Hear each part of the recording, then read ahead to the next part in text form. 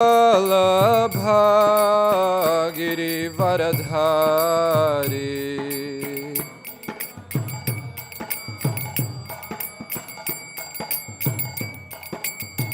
Yashodanandana Vraja Janaranjana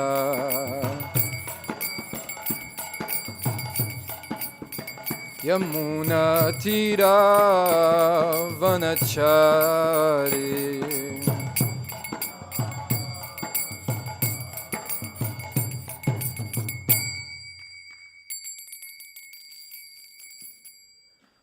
Om Namo Bhagavate Vasudevaya Om Namo Bhagavate Vasudevaya Om Namo Bhagavate Vasudevaya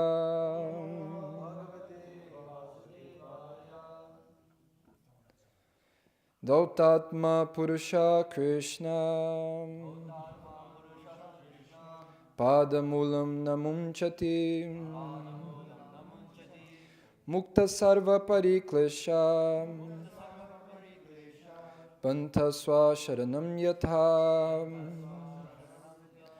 Dautatma Purusha Krishna Padamulam Namunchati Mukta Sarva Pariklesha Pantasva Sharanam Yatha Dhautatma Purusha Krishna Padamulam Namunchati Mukta Sarva Pariklesha Pantasva Sharanam Yatha. Devotees, please. Dhautatma Purusha Krishna Padamulam Namunchati Mukta Sarva Pariklesha Pantasva Sharanam Yatha Dhautatma Purusha Krishna Padamulam Namunchati Mukta Sarva Pariklesha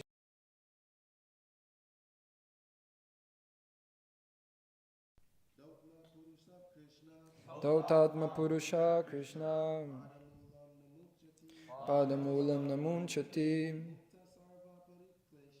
Mukta Sarva Pariklesha Pantasva Sharanam Yatha Dhautatma Purusha Krishna Paramulam Namuchati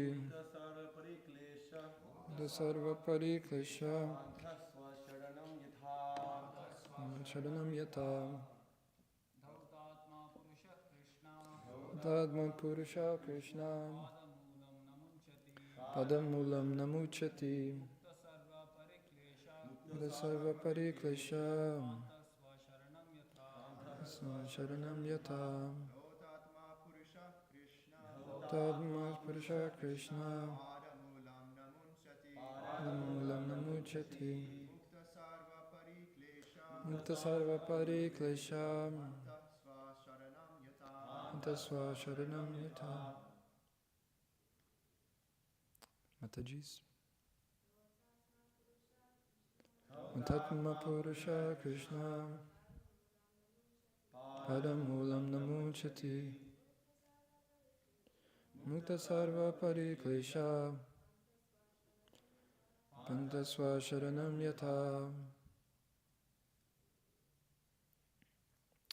Dhautatma, whose heart has been cleansed. Purusha, the living being. Krishna, the Supreme Personality of Godhead. Padamulam, the shelter of the lotus feet. Na, never. Munchati, gives up. Mukta, liberated. Sarva, all. Parikleshaha, of all miseries of life. Pantaha, the traveler, Swasharanam, in his own abode, Yatha, as it were. Translation purport, all given by His Divine Grace, Sri Bhaktivedanta Swami Srila Prabhupada Ki Jai. A pure devotee of the Lord, whose heart has once been cleansed by the process of devotional service, never relinquishes the lotus feet of Lord Krishna, for they fully satisfy him, as a traveler is satisfied at home after a troubled journey. Purport. One who is not a pure devotee of the Supreme Lord Krishna is not completely cleansed in the heart, but a perfectly cleansed person never quits the devotional service of the Lord. In discharging such devotional service, as ordered by Brahmaji to Narada in the preaching of Srimad Bhagavatam, sometimes a representative of the Lord engaged in preaching work meets various so-called difficulties. This was exhibited by Lord Nityananda when he delivered the two fallen souls Jagai and Madhai. And similarly, Lord Jesus Christ was crucified by the non-believers. But such difficulties are very gladly suffered by the devotees in preaching, because in such activities, although apparently very severe, the devotees of the Lord feel transcendental pleasure because the Lord is satisfied.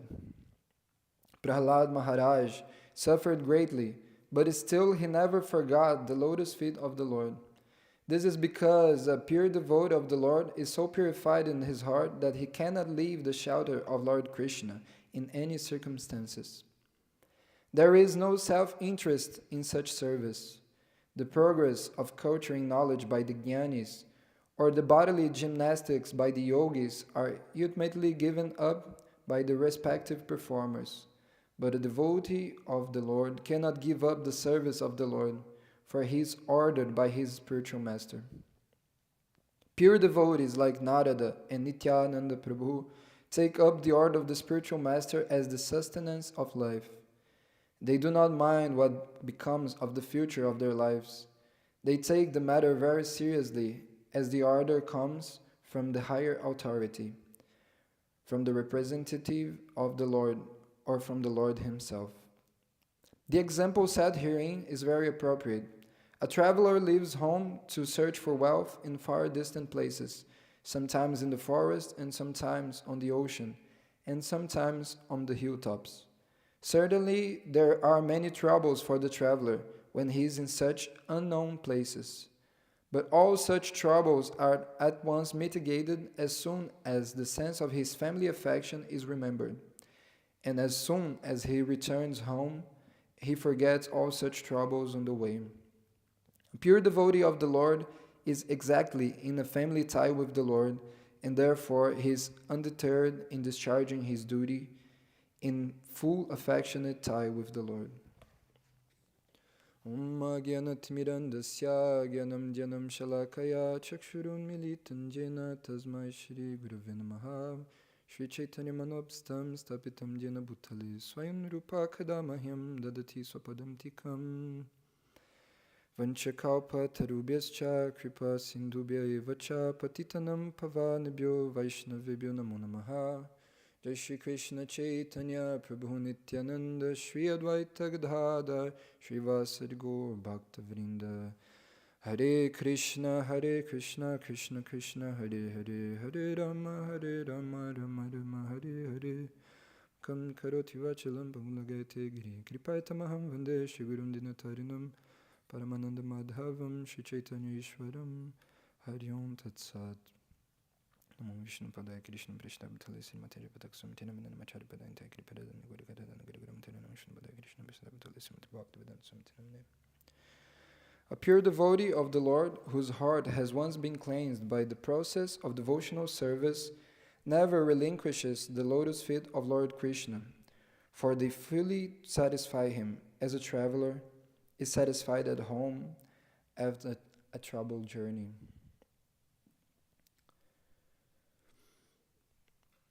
So it's been a long time since we first started traveling, this traveling, not Sankirtan party, but traveling Maya party. We've been around since time immemorial. We left the spiritual abode and we got this yantra, this machine made of matter, so we can wander around aimlessly in this material world. Because the soul is Anandamaya Abhyasad, we are always looking for happiness, for pleasure.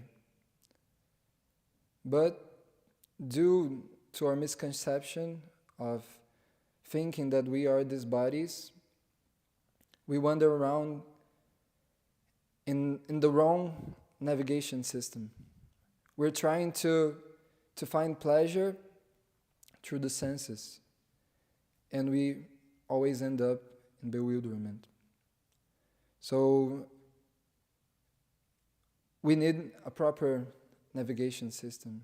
Just like most people nowadays, they cannot go anywhere without the support of technology. They must use like GPS and all that stuff so they can get their groceries or anything at all.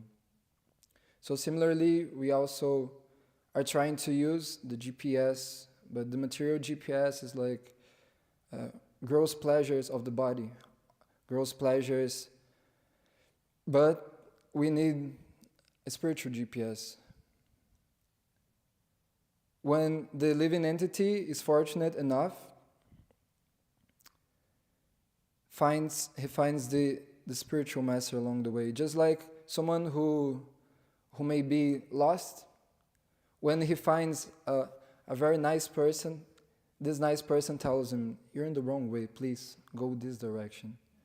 So, Brahmananda Brahmite Kona Bhagyam Jiva Guru Krishna Pasad Pai Bhakti Lata Bij. When we find the spiritual master, he gives us the seed of devotional service. And he actually puts on the right path. So instead of following the GPS, the gross pleasures of the body, we actually have like a GSS, Guru Sadhan Shastra. We have the proper navigation system because we need to reach happiness somehow. But as long as we're trying to do it through the material senses, we just end up in another kind of yantra, another kind of machine. And in this way, we experience all that there is to experience, but we're not yet satisfied. So when we actually have the causeless mercy of finding a spiritual master, for whatever reason Krishna is giving us that opportunity, once Prabhupada was explaining that is like due to punya, that you actually receive a bona fide spiritual master. And then the disciple asked, "But Prabhupada, like, I did so many bad things. How can I have the punya to meet you?" And Prabhupada said, "I'm your punya. I'm your pious activity." So just by causeless mercy, we receive this opportunity to get on the right track. But it's a long journey until we finally decide to do this upgrade, to change the system we're following. Because the senses are very strong and we're very much used to simply go around following our impulses, our vegans. So it's actually very important for us to put in the right perspective the opportunity we're receiving every day. When we wake up, when we come to Mangalarti, when we're performing all kinds of devotional service, be the most simple activities, the most complex activities for Krishna, is the huge opportunity we're receiving every day. That Bhakti Devi is once again permitting us to engage in service to the Supreme Lord.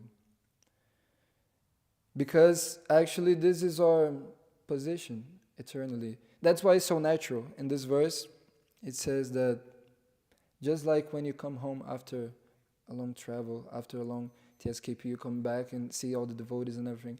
You just feel like this is the place I need to be. So when we come back to devotional service, it's so natural. And we just need to be exposed to devotional service. That's why yesterday I came late. I'm sorry for moving the rocks. But these guys that were passing by, and the devotees just asked, please move one stone. By moving one stone, he's taking so many stones from his path towards Krishna. And actually, by doing this simple service, associating with devotees for even a moment, even one moment of association with the devotees can guarantee all perfection. Sadhu Sangha Sarva Shastrihaya Lava Matra Sadhu Sangha Sarve Siddhihaya. One moment. Because it actually, we can taste this, like there's something here it's pretty unusual. Like we all have this experience. Like I tried to fit in the material world. I don't know how many lifetimes, at least this one I remember a little bit. But I never felt like I was part of anything. I went to many churches, I went to many groups, I studied many things, but everything seemed like distant. It's not like where I truly belong. With my family, never felt like, who are these people anyways? But like when you come to devotees and you like you have their association and you start like washing some dishes and taking this is home, man. This is like what I truly need. This is shelter. This is a place I can come and I have no anxieties. That's what devotees felt in Srila Prabhupada, and that's what led them to surrender. Because they felt, here is a person who has no self-interest. He has nothing he doesn't want to exploit me in any sort of way. And because of that, they have their shraddha, their faith just went to the point that they could give their lives to this saintly person. So this is the great mercy we're receiving, and it actually takes a long time. Krishna says in the Bhagavad Gita that Bahunan Jamanamante Ganavam Mamprapadete Vasudeva Sarvamiti Samahatma Sudurlabha. That's very rare, a person that after many lifetimes, Bahunam Jamanam, many lifetimes, he actually understands that there's no other way than surrendering to Krishna. But this understanding, most of the time, it comes by a gradual progression. So we cannot understand all these people that are taking books now, these young people. We don't know what happened in their previous life. If they met a devotee who was like doing Sankirtan, was like doing Harinam, and they heard the Maha Mantra, now they are favorable. We don't know how many arrangements Krishna made for that person to be in that specific place at that specific time and meet a Sankirtan devotee. Because this is how loving Krishna is.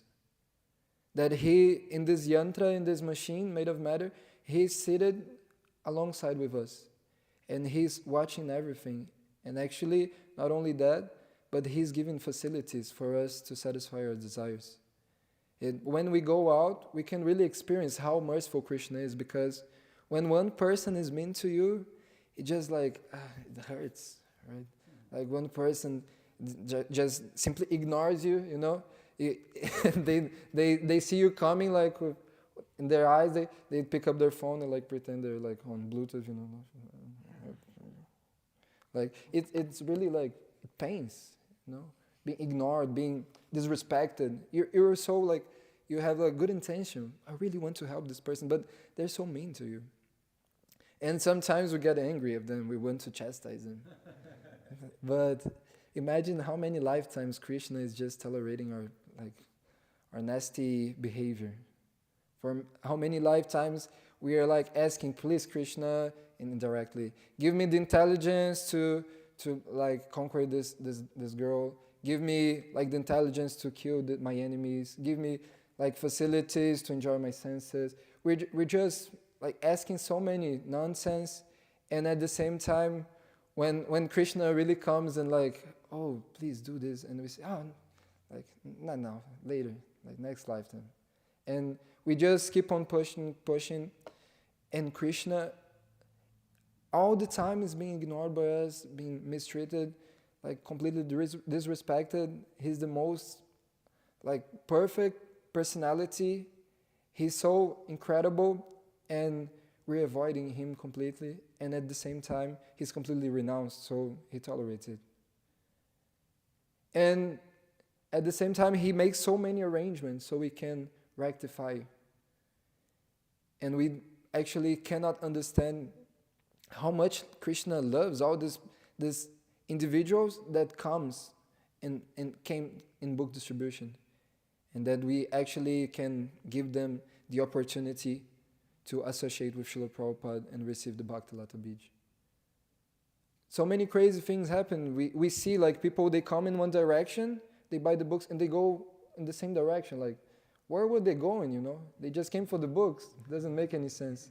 And so many crazy things. People come to the airport and they go out to smoke a cigarette and they go back with Shastra, like to their plane. They don't even know, but like they're getting the plane back to Godhead. And this is the great opportunity we're having to be part of it. And even if one is considered the most sinful person, once he actually comes to this boat, he takes shelter of transcendental knowledge, he immediately becomes relieved of all these sinful activities. Because of a paramdrishta of superior taste, there is no sense anymore to engage in activities that are detrimental to our Krishna consciousness. Because when you understand that this is so valuable, this is like such a rare opportunity, such a great treasure, you're ready to do anything it takes to keep the treasure. People, they build armies, they do so many crazy stuff, so many plans, like structure, architecture, so many things to protect treasures. Like the banks, how many security guards they have, like the military. But we actually have something that's most valuable than all the wealth in this material world. That is service to Krishna. Because this is the only real thing. This is the only wealth that really sticks with us forever. And what are we ready to do to protect it? That's really like a very important question to ask. What am I ready to do? Like, how am I able to interact with other devotees? How will I behave when I'm around devotees? Because I know that Vaishnava aparada is like the most dangerous thing. So how will I behave towards devotees? How will I serve Krishna? What am I like ready to do for Krishna? And when we understand that this is something really valuable, we're ready to do anything. And this is actually when we start taking up seriously the art of the spiritual master. Because when we understand that the art of the spiritual master, as Prabhupada says in this purport, is the sustenance of the life of a devotee, we don't want to do anything else rather than serve the spiritual master to get his mercy, to progress in Krishna consciousness. And once we are fixed in the art of the spiritual master, as this verse has been quoted many times in the previous day, Yasyadeve parabhaktirya tadeve tataguru tasyata tita hyarta prakashante mahatmanaha. That once you're fixed, you have your faith like fully on the spiritual master and on Shastra. Actually, all the meanings of all the purports of the Vedas are automatically revealed to you. So it becomes really clear, like because all the philosophy, everything, actually is for us to convince ourselves to serve Krishna.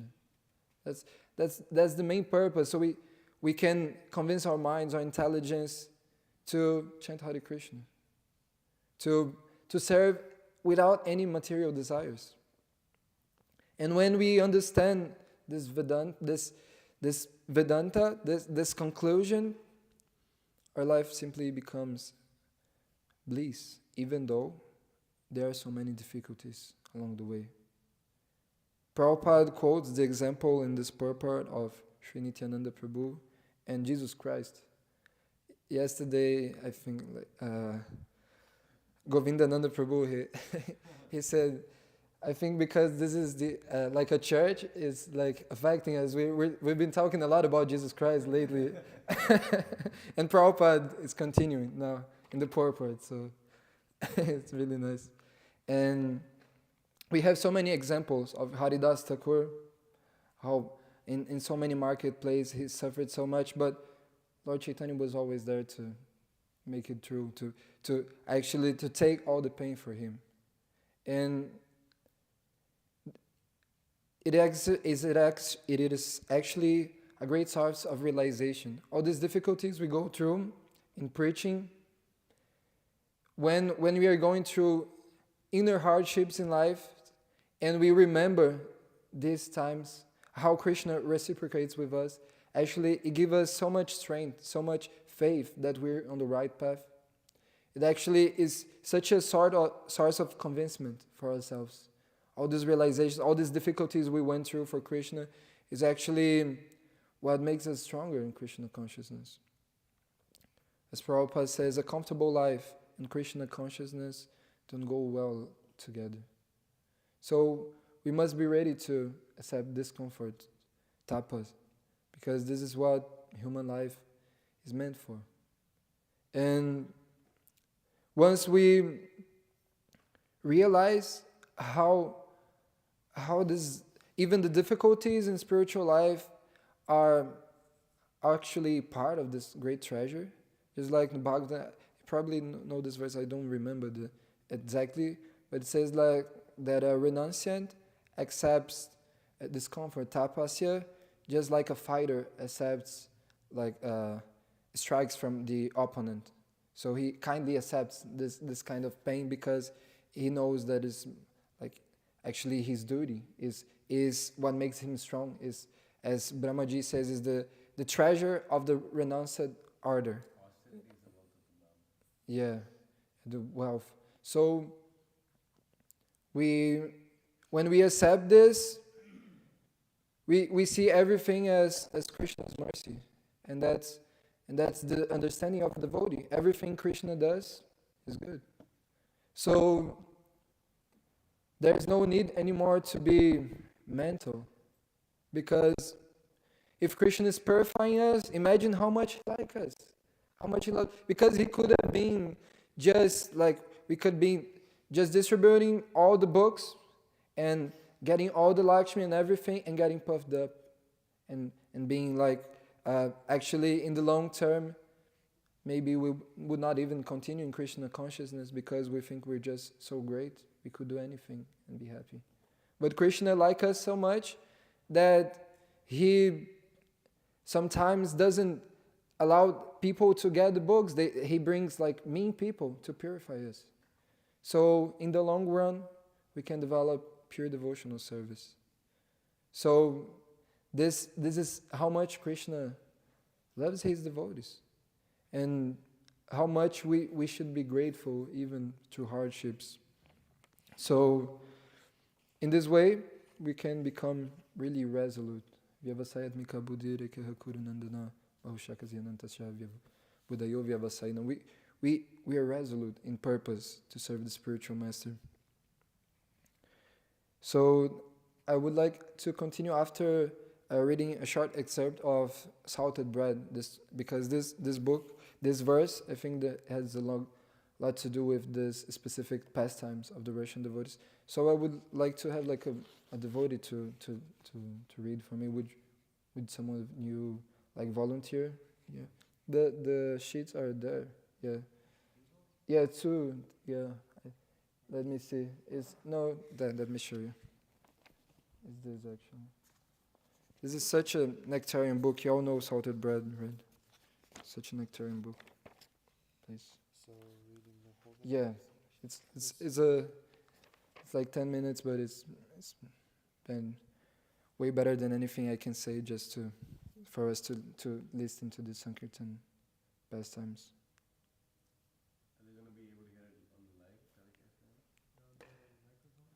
If y'all want to turn the camera, like for,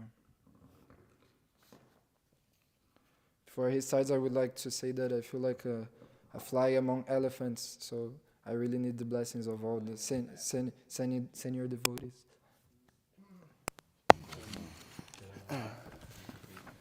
Hare Krishna. Hare Krishna? Okay. Bhagavatam class, excerpt from Salted Bread 286, title My Last Arrest. I had forgotten how many times they had arrested and released me, but at the time of Sannyas and Kamalama's arrest, I thought that because the police were now convinced they had the leaders of our movement in Armenia, they wouldn't be arresting the rest of us anymore. But I was wrong. The police arrested me and some other devotees many times after that. During this time, we rented another house to store books and important items, and we would go there perhaps once a week. At about 8 o'clock one evening, Sachi Sutta and I were going to that house, bringing some missing Gita pages to complete the books. At that time, I had a strange premonition while riding on the bus. I asked Sachi Sutta if he had the same feeling. He said that he also felt that there was some danger, but we did not know what to do or which way to go, forward or back. Both of us had strong feelings of danger that we decided to go back without taking any further pages for the books. I do not remember any other incident of Sachi Sutta stepping back from any situation ever. Once we were arrested, one fat policeman hurt me the most, even stomping on my toes with his boots, giving me excruciating pain. So, he said while hurting me, now I think you can tell us where your books are printed, and where you are storing them. I said, I do not know, sir. I really do not know. I told you that many times already. Okay, after I prepare a nice seat, then you will tell us everything immediately. He waved his hand to the policeman next to him and asked him to bring one beer bottle. Then he came close to me and with his whole strength stepped on the tip of my toes with his big boots. Oh God, I thought, this is one of the worst things I have ever experienced. Then a policeman came in with a glass bottle in his hand and placed it in the middle of the room. So now, for the last time, I am asking you, and that's it. Either you will tell me, or you are going to sit on this bottle. I hung my head and started to chant loudly, Namaste Narasimhaya, and prayed for help. Then he came and twisted my hands while another one held my legs, and they pulled me up. The third one came and tried to take off my belt. I had started to jump and shake my whole body so they wouldn't be able to take my pants off. So then he hit me, probably with his full power, on my belly, and I thought that maybe now I'll be cut into two pieces. But still I didn't give up shaking. I started to kick them and scratch them as much as I could. I tore the shirt of the policeman who was holding my hands, which made him even angrier. Somehow, even after so much beating, I got some enormous amount of power and started to move in such a way that they could not take my pants down. I started to scream louder than I had ever screamed in my life, like a tiger, non-stop for a long time. I started to think how loudly Nrsimhadev screamed when he appeared to kill the demon Hiranyakashipu. As soon as he brought me close to the bottle, I moved fast and it fell on its side. After several times of trying, they finally dropped me down and left the room. They took me downstairs and locked me up in one of my many rooms. Some criminals were in the room too, and they started to ask me many questions. Some of them had already heard about Krishna, and one had even read a little bit of the Bhagavad Gita. Entering hell. I used to take only a piece of bread and one spoonful of sugar in the morning. The bread was of a very substandard quality. It was black and wet, and if you pressed it hard, water would drip out of it. So I kept the bread on the window for 3 or 4 days until it was dried and crunchy, and then ate it. I learned how to make japa beads out of the bread. One morning, a guard used my beads to strike my face and body until he was exhausted. Those japa beads had been my only possession, for which I had saved so many pieces of bread. Soon we realized that even 54 beads were too risky to keep, so we started to make 27 bead strings. Being smaller, they were easier to hide from the antagonistic persons. The difference was just that we had to chant 4 times in order to make 108 or one round. Sometimes I even used a 9-bead set, keeping it almost all the time in my hand. After a while, everyone in the jail knew about Krishna. Some people from the other cells started to ask me and the other devotees questions.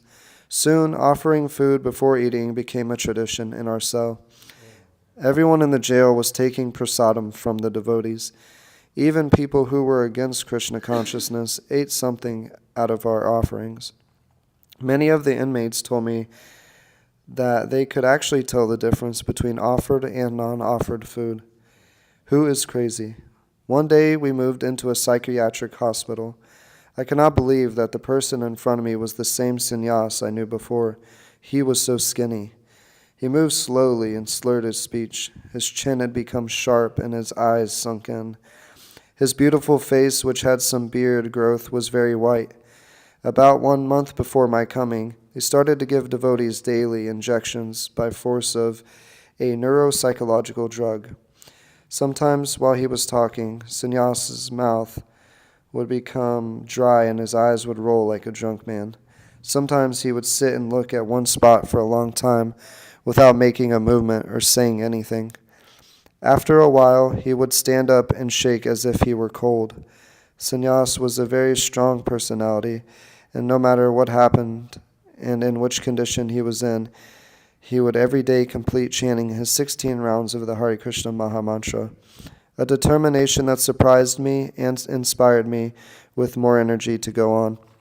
After some time, they took us back to the jail to wait for the trial. Unwanted days. In my new jail, the worst guard was a very rough, sweaty man. He shouted, "Today you will tell me exactly where you are printing your books and who was printing them for you. I know you did not tell it to anyone, but you will tell me today, only me. Do you understand that?" He took his baton and beat me very severely on my forehead and temples. Then he hit me once with most probably his full energy. The blow sent me flying to the other end of the room, and I fell down with heavy bleeding from my nose and mouth. Then he came close to me and started to kick my back and chest so hard that I lost consciousness and do not remember anything whatsoever after that. I opened my eyes after some time and saw him dragging my body on the floor. He was cursing me and stepping on my stomach and face mercilessly. To protect my face, I turned. As soon as I had turned, he kicked my spine, and I went unconscious again. Everything became black. My tears were blocked completely, and only some kind of strange sound was constantly whistling in my ears. Then he threw me into my cell and closed the door with a curse. The only lasting misfortune was my chronic spinal pain and eye problem. The lack of vision was a huge change in my life, and I had to get used to my new situation. I would have to go through life half-blind and almost disabled. The devotees had paid 3 times the usual bribe at that time to send us a parcel of wonderful prasadam. One prisoner was breaking up the bread when he found letters secretly hidden in it. They encouraged us to be strong, never forget Krishna, and continue to chant and follow the rules as much as possible in our difficult situation. Tears were running down my cheeks while reading their sincere sentiments, and my hands were shaking. After our trial, we were sent to Siberia to a labor camp where I spent the rest of my sentence. After the registration of ISKCON, many conditions changed in the USSR, but that registration was not so easy to get.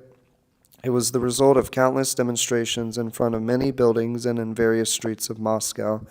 Generally, during these demonstrations, there was some conflict with police, and many devotees got arrested. In 1989, for the first time in history, a group of 50 devotees were allowed by the Russian government to go to India for a pilgrimage. Most of them had been tortured by the KGB some months before. A 2-month tour was organized. I was fortunate to be a part of that historic pilgrimage. Just a year before, I was suffering in a jail, but now we are chanting and dancing with hundreds of devotees from all over the world. ISKCON's Radha Govinda temple in Calcutta was the first real temple we had ever seen. There was a reception waiting for us, and thousands of flowers fell from the balcony on all the Soviet devotees. We slowly came up the stairs and entered the temple. The moonlight faces of Radha and Govinda were smiling at all of us, as if to say, "Finally you are home. There is no KGB here, so please chant and dance as much as you like."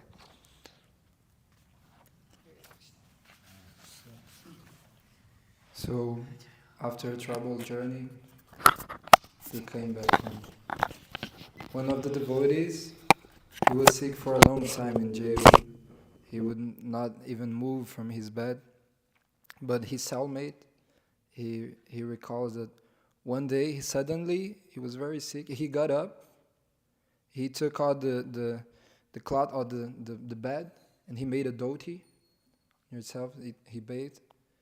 He took the toothpaste and make a tilak, and shaved his head, and he seated in lotus position, and chanting Hare Krishna. He left his body in prison.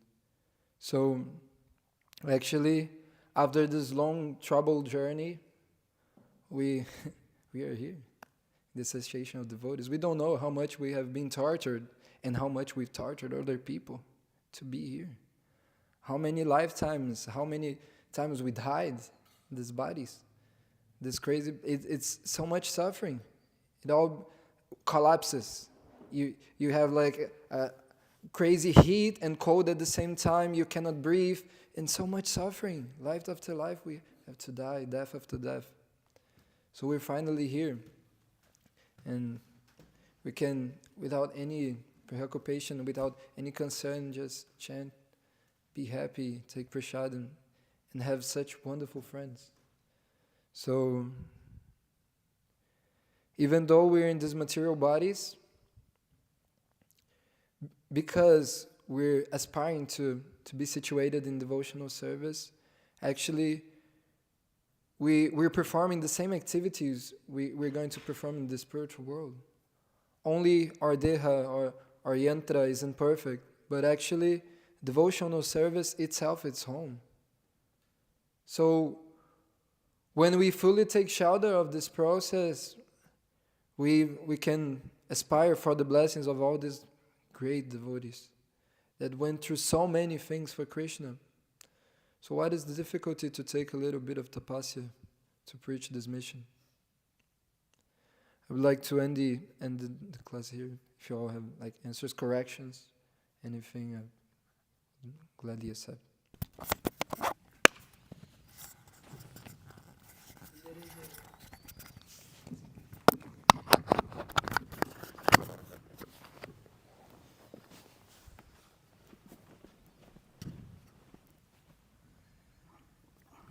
No problem.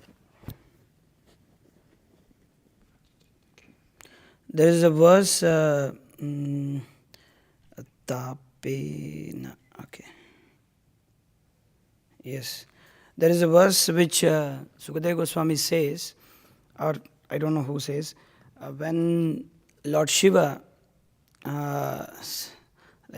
was requested by Supreme Lord and the Devatas. Of course, Supreme Lord could have taken it and would have. When the churning of ocean, from the churning of ocean, the first came was the poison. And Lord Shiva took it.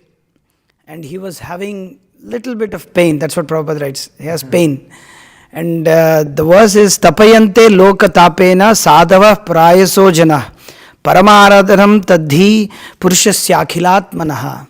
Actually, this verse is very, very important to know because you see the lives of pure devotees like Prabhupada, Bhaktisiddhanta Thakur, even Narottam Das Thakur, even Lord Shiva, or even Krishna for that matter, Chaitanya Mahaprabhu, they took so much hardships because that one, it is said that the great personalities almost always accept voluntary suffering because of the suffering of the people in general. This is considered the highest method of worshipping the Supreme Personality of Godhead who is present in everyone's heart. I don't know about here, but in India, sometimes brahmacharis and even congregation devotees, they complain so many things. This is not right, that is not right, this is not good, that is not good. But if you remember that what kind of hardships devotees, like, who are before us, like for example here, Krishna life, how many hardships people would have taken to come to this stage of, many devotees would have yelled at them, shouted at them, would make their life miserable.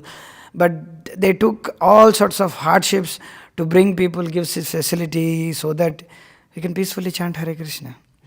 So this is actually a very great, because life is not bed of roses, even that you can just go, walk. It is said, Bhaktisiddhanta Thakur every time quotes, Iha bhakti marge kantaka koti rudraha.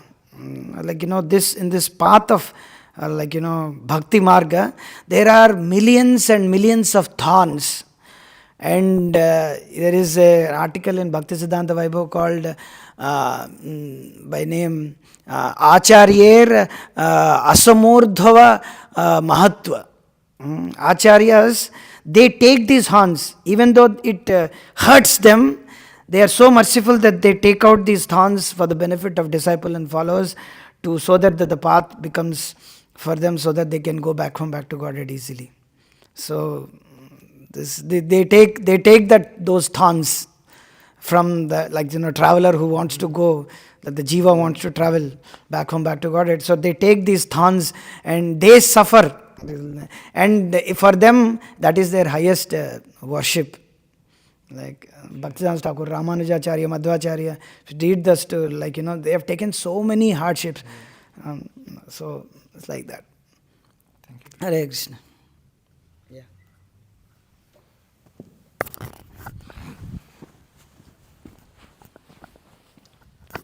This thing, this I think one of the first times Bhaktisiddhanta Saraswati Thakur quoted that, that the path of the Arya is strewn with millions of thorns.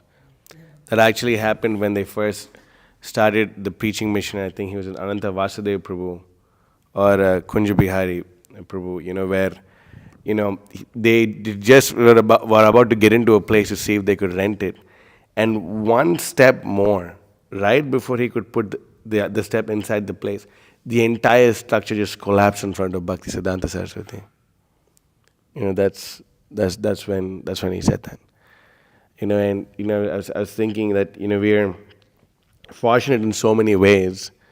Yes, sometimes a Walmart is an austerity, sometimes the airport may be an austerity, sometimes we may go to a gig and they may get envious of us and ask us to leave or whatever it may be, and it is hard, but we should really count our blessings as to how fortunate we are to be in this place where we can get Prabhupada's books to distribute.